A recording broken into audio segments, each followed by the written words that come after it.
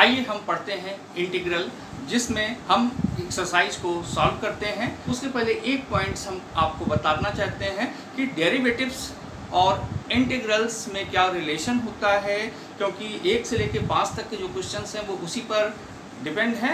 तो पहले हम उसमें रिलेशन बताएंगे कि इंस्पेक्शन मेथड क्या होता है, उसी के अकॉर्डिंग वो क्वेश्चन सॉल्व होंगे। तो आइए हम देखते हैं कि डेरिवेटिव्स और इंटीग्रल्स में क्या रिलेशन है और इंस्पेक्शन मेथड क्या होता है। तो डेरिवेटिव्स और इंटीग्रल, आपको एक चीज़ ये पता होगा कि डिफरेंशिएशन और इंटीग्रेशन जो है वो एक दूसरे का क्या है, इन्वर्स प्रोसेस है। तो यहाँ पर जैसे हम लेते हैं एक एग्जांपल के थ्रू आपको समझाते हैं कि D d x sine x क्या है, वो है आपका cos x. D d x sine x क्या है, वो है कॉस एक्स है। अब हमको क्या कर निकालना है, इसका इंटीग्रल्स निकालना है। तो इंटीग्रल्स का साइन क्या होगा, कॉस एक्स डी एक्स क्या होगा, इसका इनवर्स cos x dx का ये हो जाएगा आपका sin x। आप यहाँ देख रहे हैं d d x sine x का जो वैल्यू है वो है cos x, उसका इनवर्स हम निकालते हैं, इंटीग्रेट करते हैं डेरिवेटिव्स का, तो वो आता है, इसको बोलते हैं एंटी डेरिवेटिव्स। इसको इस तरीके से भी हम कह सकते हैं कि anti derivatives of cos x dx equals to क्या होता है, sin x होता है। तो यहाँ पर आप समझ गए होंगे कि D d x sine x cos x है, और कॉस एक्स का अगर हम पूछें आपसे कि एंटी डेरिवेटिव्स क्या होगा, तो वो आप यहाँ देख रहे हैं कि एंटी डेरिवेटिव्स का जो साइन है वो इंटीग्रल साइन हमने यहाँ पर लगाए हैं। उसके बाद वो समझ में आ गया होगा आपके कि कॉस एक्स डी एक्स बराबर क्या होता है, साइन एक्स। तो आइए हम पहले क्वेश्चन की तरफ देखते हैं कि उसमें क्या है। पहला क्वेश्चन ये आपको बोलता है कि आपको sin 2x का एंटी डेरिवेटिव्स निकालना है by the inspection method. Exercise 7.1 का पहला क्वेश्चन है आपका sin 2x, इसका एंटी डेरिवेटिव्स आपको निकालना है इंस्पेक्शन मेथड से। तो इंस्पेक्शन मेथड में एक चीज़ आप ये जान लीजिए कि इंस्पेक्शन मेथड में चीज़ें आपको आपके प्री नॉलेज पर डिपेंड होती हैं कि आपको प्री नॉलेज में क्या पता है। तो हमको ये पता है कि sin 2x किसका डेरिवेटिव्स होता है, ये cos का होता है। cos D d x cos x क्या होता है, हम जानते हैं कि D d x cos x का होता है माइनस, यहाँ पर हम cos 2x लेते हैं, ये हो जाएगा माइनस, इसका जब हम डिफरेंशिएशन करते हैं तो ये आता है -2 sin 2x। यहाँ पर हम इस तरीके से इसको कह सकते हैं d d x -1/2 cos 2x equals to हो गया sin 2x। ये हो गया आपका। इस तरीके से भी हम इसको कन्वर्ट कर सकते हैं कि डी डी एक्स डेरिवेटिव्स है 1/2 cos 2x equals to sin 2x। अब इसको हम इंटीग्रेट करते हैं, इसका एंटी डेरिवेटिव्स क्या होगा, तो anti derivatives of sin 2x equals to कितना हो जाएगा, तो इसको इस तरीके से होगा, ये sin 2x dx equals to क्या आया, यहाँ पर वैल्यू क्या है, -12 cos 2x। आपके समझ में आ गया होगा कि इंस्पेक्शन मेथड में हमको क्या देखना है, आपके प्री नॉलेज पर कनेक्ट करते हुए कि साइन किसका डेरिवेटिव से है। तो यहाँ हमको पता है कि cos का डेरिवेटिव साइन होता है, उसी के हेल्प से हमने यहाँ पर क्या लिखा है कि cos 2x -2 sin 2x हो गया है। अब इसको हमने sin 2x, क्योंकि क्वेश्चन में आपके पूछ रहा है sin 2x का आपको एंटी डेरिवेटिव्स निकालना है, तो sin 2x की वैल्यू हमने यहाँ डेरिवेटिव्स के फॉर्म में यहाँ पर लिख लिया है, और उसका एंटी डेरिवेटिव जब हम निकालते हैं तो sin 2x dx की वैल्यू आ जाती है -12 cos 2x। cos 2x यहाँ पर हम एक कांस्टेंट जोड़ देते हैं c, तो ये इसकी वैल्यू हो गई। ये आ गया इसका anti derivatives of sin 2x। तो आते हैं हम सेकंड क्वेश्चन पर, सेकंड क्वेश्चन है आपका cos 3x। अब cos का डेरिवेटिव्स, किसका डेरिवेटिव्स का cos होता है sin का, वी नो दैट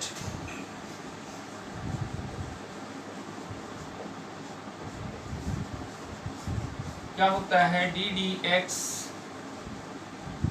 ये हो जाएगा आपका sin 3x इक्वल टू हो जाएगा 3 cos 3x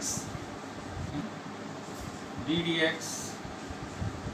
यहाँ पर हम 3 को इधर उठा लाते हैं, cos 3x के रूप में कन्वर्ट करते हैं, 1/3 sin 3x इक्वल्स टू क्या होगा आपका cos 3x। ये आ गया डेरिवेटिव्स 1/3 sin 3x की जो वैल्यू है वो है cos 3x। इसका एंटी डेरिवेटिव्स हम निकालते हैं, तो इसका एंटी डेरिवेटिव्स किसके इक्वल आ जाएगा 1/3 sin 3x के। तो anti derivatives of cos 3x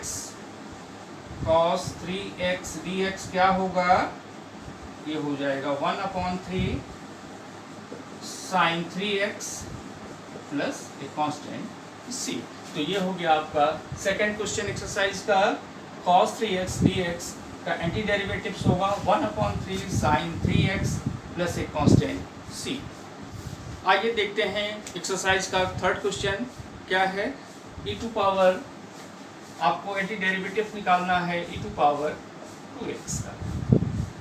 हम क्या जानते हैं, we know that d dx e to power 2x क्या होगा, ये हो जाएगा, इसको हम t मान लेते हैं, तो e टू पावर t का e टू पावर t और 2x का 2 हो जाएगा, ये हो जाएगा 2 e to power 2x।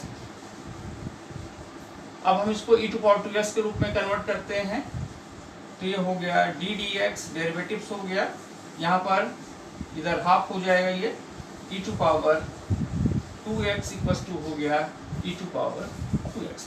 Derivatives half e to power 2x की जो वैल्यू है वो है e टू पावर 2x। तो anti derivatives of this equals to, तो ये हो गया एंटी डेरिवेटिव्स ऑफ 2x जिसको इंटीग्रल्स भी बोलते हैं, ये हो गया आपका half e to power 2x plus a constant c।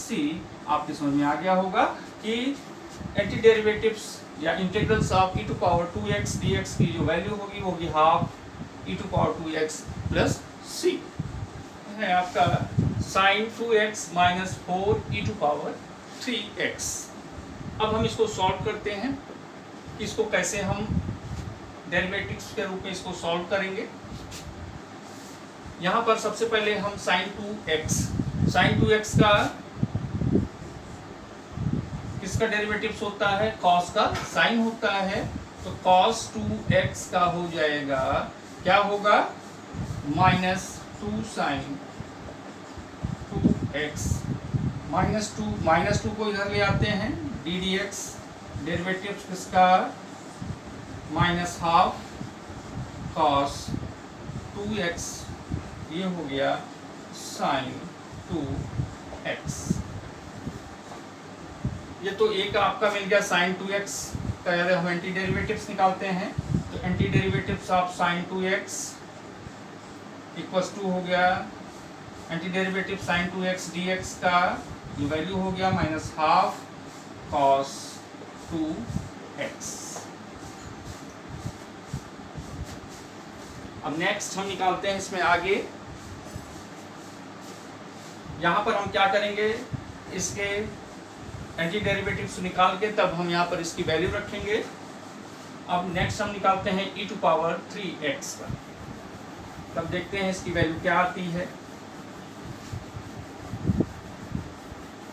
हम लिख लेते हैं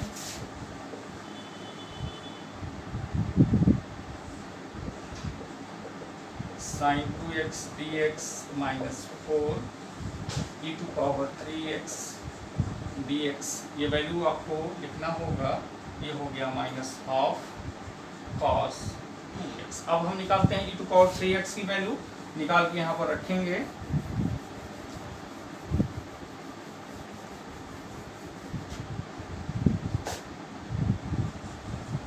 d d x e to power 3x क्या होगा 3 ई टू पावर 3x। इसको e टू पावर 3x का एंटी डेरिवेटिव्स निकालने के लिए इसको हमको अरेंज करना होगा। ये हो जाएगा 1/3 e to power 3x equals to हो गया e टू पावर 3x।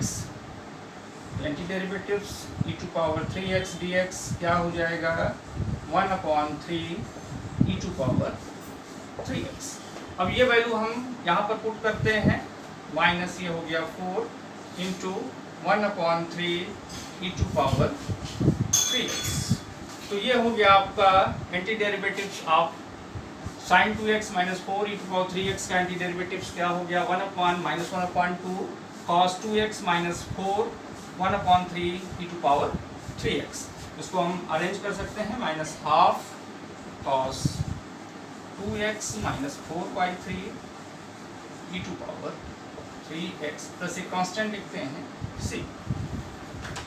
आपके समझ में आ गया होगा इंस्पेक्शन मेथड। यही है इंस्पेक्शन मेथड जिसमें हम सॉल्व करने का जो तरीका है हमने आपको बताया है वो आपकी आसानी से ये समझ में आ गया होगा इसको हम कैसे सॉल्व करते हैं।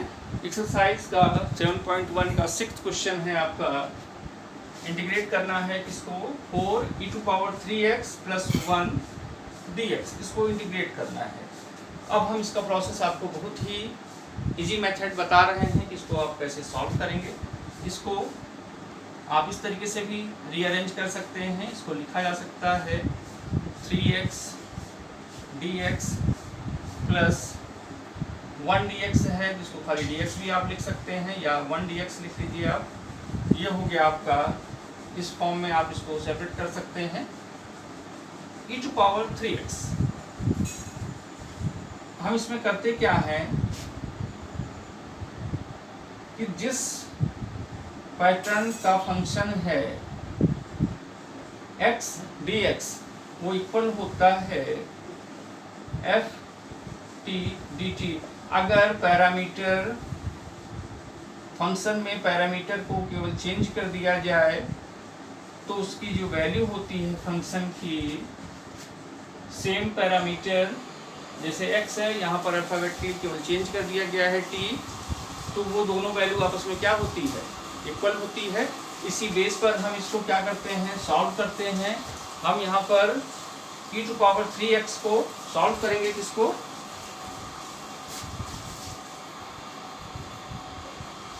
इसको सॉल्व कैसे करेंगे e to power 3x dx। Solve करने का तरीका है, क्योंकि हमको जो फार्मूले आपको पता है उसी रूप में इसको कन्वर्ट करना है और तब हम फार्मूले को अप्लाई कर सकते हैं। e टू पावर 3x का direct formula e to power x के रूप में तो पता है, लेकिन इसको कैसे हम इजीली सॉल्व करेंगे उसका प्रोसेस आप देखिए। e टू पावर x को हम क्या मानते हैं t मान लेते हैं। e to power x equals to t 3 dx equals to क्या हो गया आपका dt। तो dx की वैल्यू क्या हो जाएगी 1/3 dt। अब हम यहाँ पर वैल्यू रखते हैं इसकी, dx में 1/3 बाहर लेते हैं, ये हो गया आपका e to power t into dt। तो यहाँ पर हम इसकी वैल्यू रख पुट करेंगे, ये हो गया आपका 4 into 1/3 e to power t dt plus dx। ये क्या हो जाएगा फार्मूला हमको पता है, ये हो गया 4/3 e to power t dt का इंटीग्रेशन जो वैल्यू होगी वो हो गया e to power t plus 1 dx का क्या होगा।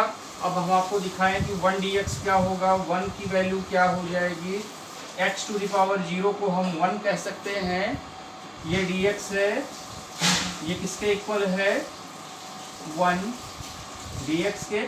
फार्मूला क्या होता है x to the power n plus 1 divided by n plus 1। तो ये हो जाएगा आपका जो वैल्यू होगी इसकी x to the power 0 plus 1 divided by 0 plus 1, ये हो गया आपका x।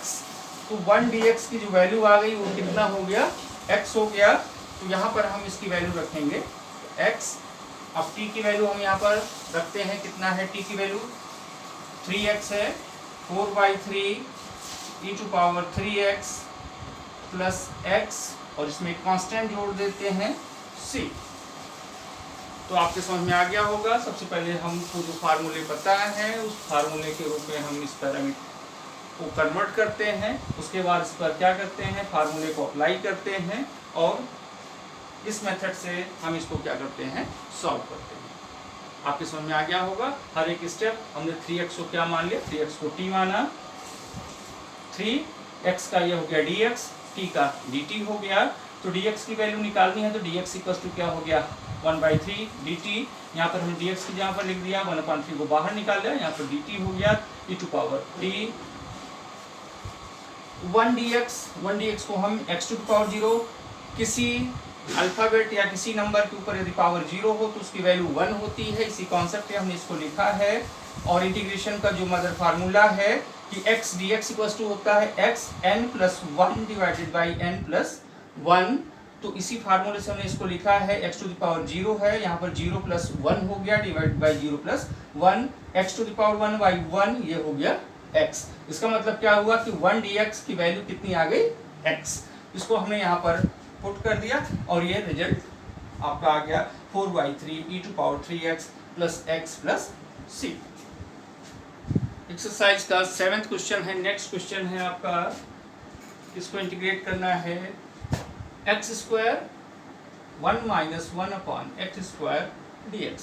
इसको हम सेपरेट करते हैं, क्या होगा, x² का 1 में मल्टीप्लाई होगा, x² dx minus x² into 1/x² dx। x² से x² कैंसिल हो जाएगा, ये हो गया आपका x² dx minus 1 into dx। x² का फार्मूले से क्या होगा, x⁻n+1 ये हो गया 3 डिवाइडेड बाई 3 माइनस 1 dx का क्या होगा, x प्लस एक कांस्टेंट हो गया c। तो इसकी वैल्यू आ गई x³/3 माइनस x प्लस एक कांस्टेंट c। आपके समझ में आ गया होगा कि इसको कैसे सॉल्व करते हैं। एक्सरसाइज का 8th क्वेश्चन है, ax² plus bx plus c dx का इंटीग्रेशन आपको निकालना है। फिर वही मेथड, इसको हम क्या करेंगे, सेपरेट करेंगे, ax² dx plus bx dx plus c dx। यहाँ पर एक बात आपको बतानी है कि कोई कांस्टेंट है, कोई कांस्टेंट मान लीजिए p है और किसी px है। कांस्टेंट होता क्या है, कांस्टेंट को जब पैरामीटर के dx, जैसे मान लीजिए यहाँ dx है तो dx पर वही अप्लाई होगा जो x वेरिएबल्स में हो, उसके अलावा जो भी होगा वो कांस्टेंट होगा। और कांस्टेंट को हम क्या करते हैं, बाहर निकाल लेते हैं, तो ये इस फॉर्म में आ जाएगा p, कांस्टेंट बाहर निकल आया, x dx। यहाँ पर ध्यान रखिएगा, जो कांस्टेंट है वो इंटीग्रेशन करते समय उसको हम क्या करते हैं, बाहर ले लेते हैं। यहाँ पर a क्या है, x से फ्री है, ये कांस्टेंट है। यहाँ पर ये हो गया a इंटीग्रेशन ऑफ x², ये dx हो गया। यहाँ पर b भी कांस्टेंट है, ये हो गया x dx, c already constant, ये हो गया dx। अब इसकी वैल्यू क्या होगी, a x² का 2 + 1 3 हो गया बाई 3 प्लस b x⁻1 1 + 1 कितना हो जाएगा, x² हो गया, नीचे भी 1 + 1 ये 2 हो गया, प्लस c dx का कितना हो गया, x हो गया, प्लस एक कांस्टेंट यहाँ पर c है, इसलिए हम इसको कैपिटल C या इस रूप में c डैश के रूप में ले लेते हैं, जिससे ये इससे कुछ डिफरेंट हो जाए कांस्टेंट। तो ये आपका उत्तर रिजल्ट आ गया आपका a x³ plus b x² 2 plus c x plus एक कांस्टेंट लिया हमने इस c से डिफरेंट करने के लिए, इसको मान लिया c डैश। तो आपका ये रिजल्ट आ गया है। इसका इंटीग्रेशन क्या होगा, a x cube by 3 plus b x square by 2 plus c x plus c dash, या इसको हम सिंपली कैपिटल सी से भी लिख सकते हैं जिससे इससे कुछ डिफरेंट हो जाए और ये कांस्टेंट सी। एक्सरसाइज का नेक्स्ट क्वेश्चन 9th क्वेश्चन है आपका 2x square plus e to power x d x का हमको इंटीग्रेशन निकालना है। आपको पता है इसको हम सेपरेट करते हैं, 2x square d x plus e to power x d x. 2 constant है, बाहर करते हैं।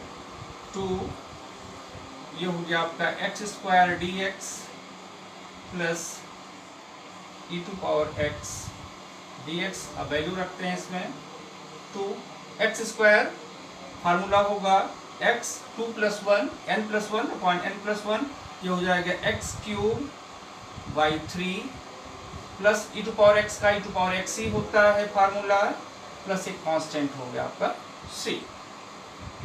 इसका इंटीग्रेशन हो गया आपका 2x cube by 3 plus e to power x plus c.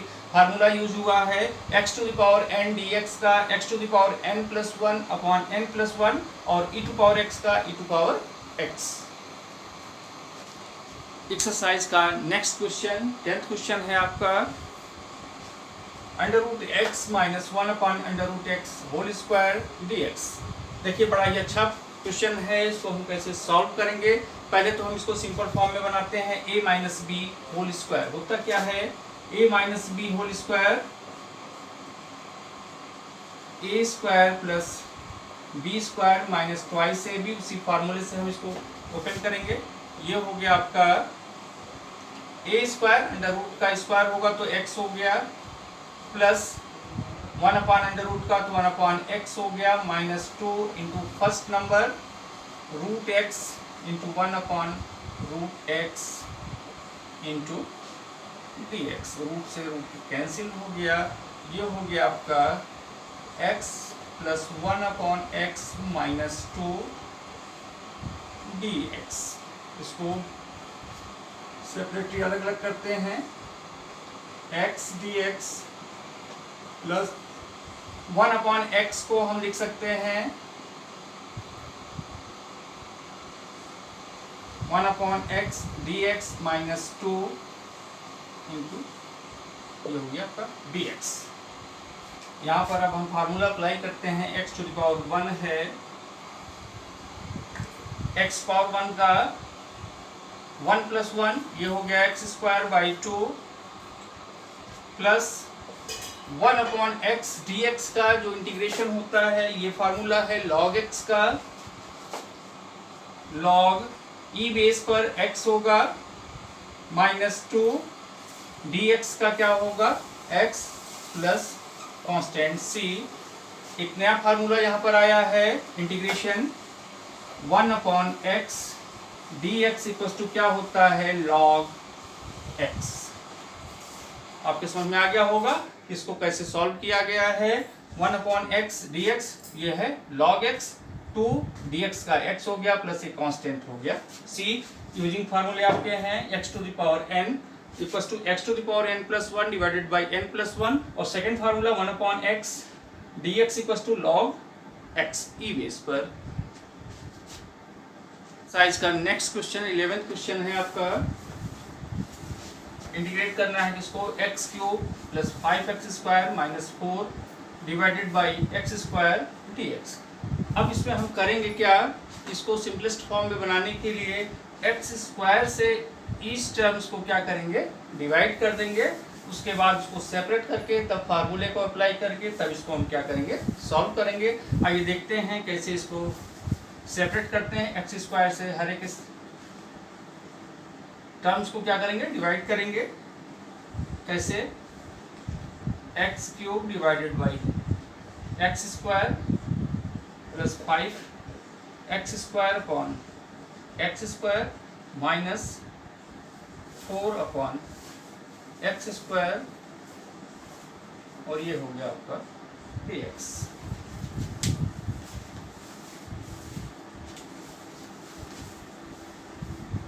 X square से एक्स क्यूब कैंसिल हो गया, ये आ गया आपका एक्स डी एक्स।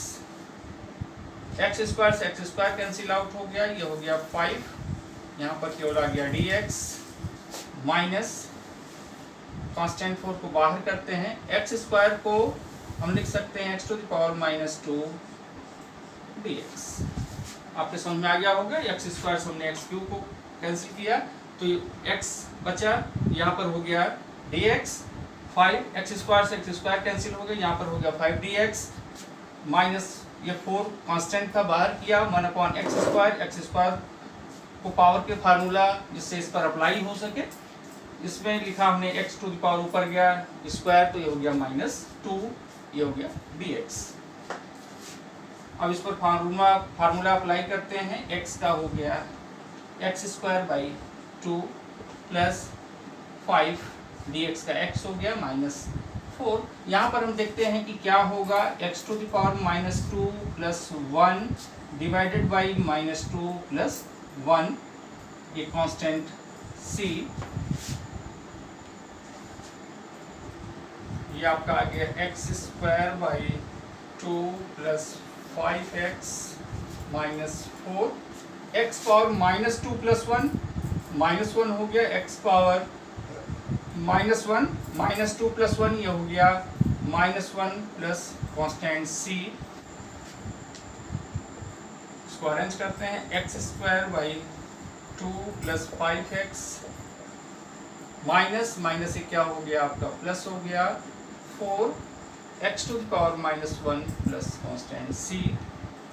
और सिंप्लीफाई करते हैं इसको, x square by 2 plus 5x plus इसको इस रूप में भी लिख सकते हैं, एक्स पावर -1 को 1/x प्लस c।